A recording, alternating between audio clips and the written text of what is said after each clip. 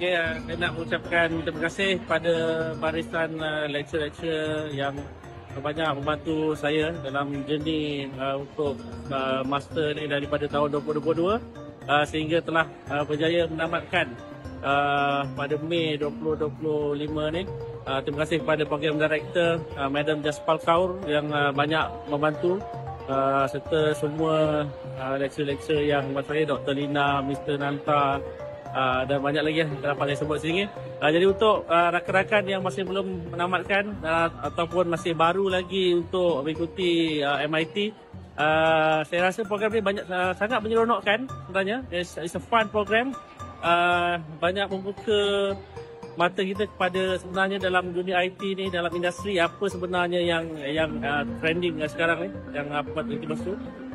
Sebenarnya kita tak belajar semuanya dalam course master. Dia hanya just surface lah, surface dan satu panduan lah untuk kita ikuti supaya kita dapat explore lebih banyak lagi.